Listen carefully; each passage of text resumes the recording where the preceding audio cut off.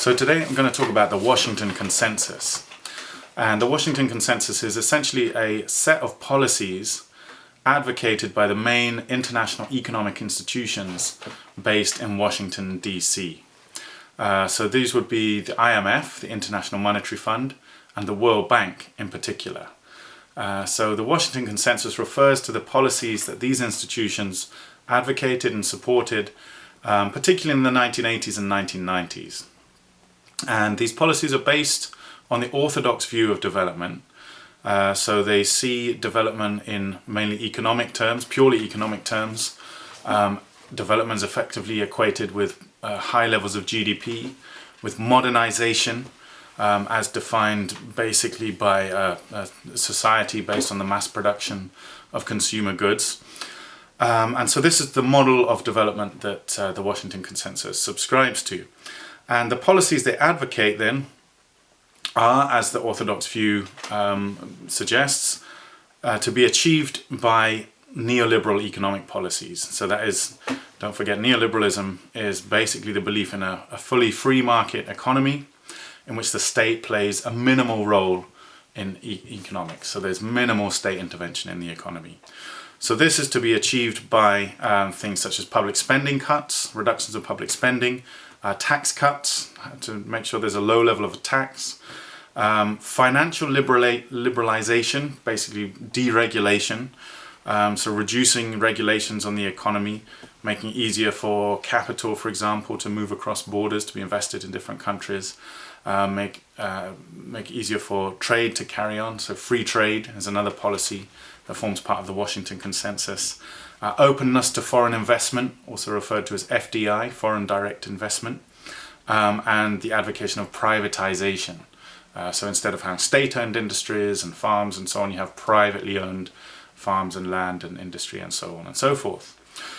So really this broad set of policies based on a sort of neoliberal view, an orthodox view of development, incorporating the neoliberal vision of a fully free market economy in which the state plays minimal role in the economy.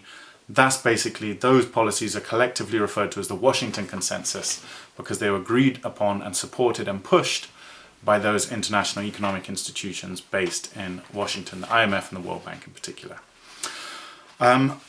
So the second thing I want to address in this lecture is why has the Washington Consensus and these policies advocated in the Washington Consensus been so controversial? Because they faced a lot of criticism, especially in the late 1990s. There began a movement called the anti-globalization movement that was really protesting hard against the policies advocated by the IMF and the World Bank. So it was really a backlash against the Washington Consensus. And I'm going to break it down into three main reasons why the Washington Consensus has been so controversial. So the first reason was that these policies were effectively imposed on countries of the global south by institutions like the IMF and World Bank, which, by the way, the IMF and World Bank are, as I said, they're based in Washington, which gives you an idea of the kind of the forces that are powerful within those organizations. They are mainly led and the policies are driven within those institutions by the leading countries of the global north, so the US, UK and others. So the Washington Consensus policies, the IMF and the World Bank were not simply advocating those policies, but they made implementation of these policies, which were often put together into what were called structural adjustment programs, SAPs, and they made implementing these policies a condition of these institutions providing loans to global south countries. And this was especially the case in the 1980s and 90s, as I said. So the situation was that global south countries were often dependent on these institutions for providing loans. So the IMF would provide short-term loans to cover what are called balance of payments issues. If a country has a kind of cash flow problem, it's effectively the equivalent for a country as what we call payday loans for individuals. If you get to near the end of the month and you know you've got some more coming in a few days, but you've got some bills going out, so you get a short-term loan just for a week or so, and to just cover cover the gap, if you like. So the IMF provides those short-term loans to countries facing balance of payments problems. The World Bank provides longer-term, what are called development loans, to help actually long-term infrastructure, investment in education and so on in developing countries. So Global South countries are often dependent on these institutions and have been dependent on these institutions for loans, which gives those institutions a great deal of power and leverage over the countries, which are typically countries of the Global South, that they're lending to. So in the 80s onwards, they made implementation of these structural adjustment programs, these Washington Consensus policies, a condition of the loan. And because the Global South countries are such desperate need of these loans, they had little choice but to accept the conditions that were attached to them.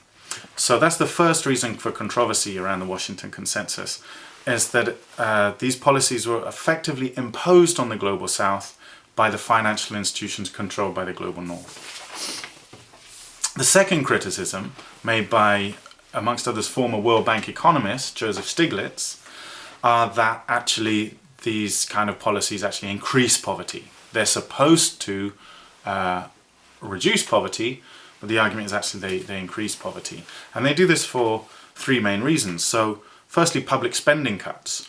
Now, obviously, if you're cutting spending on healthcare, on education, on welfare, then that's going to have an adverse effect on people dependent on those services. So, this has pushed many people in developing countries in the Global South into poverty. And arguably this has contributed to the AIDS epidemic in places like Sub-Saharan Africa, as governments have been forced by the IMF and World Bank to cut back on health provision, cut back on education spending, and so on. These policies also seem to increase poverty through the imposition of free trade on countries, which often leads to an influx of cheap foreign goods into a country, which puts domestic producers out of business. So, for example, following an IMF World Bank imposed structural adjustment program in Ghana, in Sub-Saharan Africa, Ghana was forced to abolish tariffs on imported rice. Tariffs are a tax you charge on goods coming into the country. They were told, no, that's against free trade, you have to abolish them. And so they did, and this led to an influx of cheap, mass-produced US rice flooding into Ghana, which obviously had the effect of putting Ghana's rice farmers out of business. And this has led to many people in the rice-growing areas being forced to try to make a living in the towns, which has led to an increase in very dangerous, very unhygienic slums on the outskirts of cities. There's been this movement of people from the countryside who've been bankrupted by imported rice, for example, moving from the countryside to the cities, leading to the growth of slums, which are obviously very impoverished, miserable places to live. And thirdly, poverty can be increased by Washington Consensus policies through foreign investment. Foreign investment is encouraged by the Washington Consensus, which can be beneficial to a country, but it can also result simply in TNCs, Global North usually based, transnational corporations, establishing things like mines, plantations, big giant farms basically, or sweatshops, very poor conditioned, low wage factories basically, which will exploit the cheap wages of the country, pay very low wages, often have dangerous working conditions, and often have a very damaging effect on the local environment, causing pollution and so on, which in turn can have a knock-on effect on poverty. If the local environment is destroyed, then obviously that puts other people's livelihoods at risk, for example, local farmers, if rivers are polluted and so on. This has been the case, for example, very famously in Nigeria, in the Niger Delta. Shell oil has been widely criticized for its very environmentally damaging practices around its oil wells in Nigeria. And the third main reason for controversy around the Washington Consensus policies has been that it's based on a flawed model of development. As I said, it's based on the orthodox model of development, and it's based on neoliberal policies that argue that a free market economy is the path to prosperity. Now, several people, including, for example, Cambridge economist Ha-Joon Chang, have argued actually that no country in history has ever developed using purely free market policies of the type advocated in the Washington Consensus. If you look at the world's leading developed economies, the USA, the UK, Japan, Germany, all of them, when they industrialized and developed in the 19th century, all of them heavily relied on protectionist policies where the state was very much involved in helping certain industries to develop.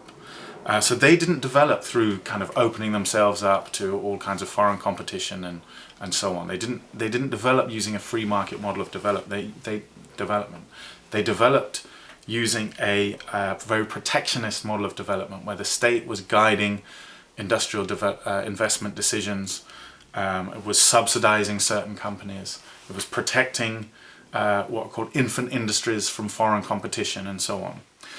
The same applies even to the East Asian tiger economies of the 1980s, South Korea, Taiwan, Hong Kong, and so on.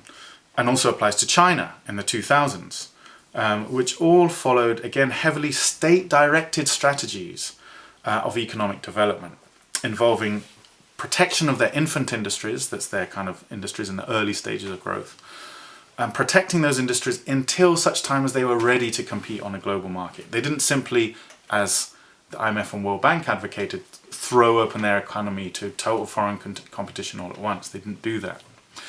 And the title of Ha-Joon Chang's books on the subject, Bad Samaritans, referring to the IMF and World Bank, and kicking away the ladder, imply that actually the Washington Consensus policies are imposed by the global North, not to help the South develop, but precisely to prevent the global South countries emerging as economic rivals to the developed economies of the global North.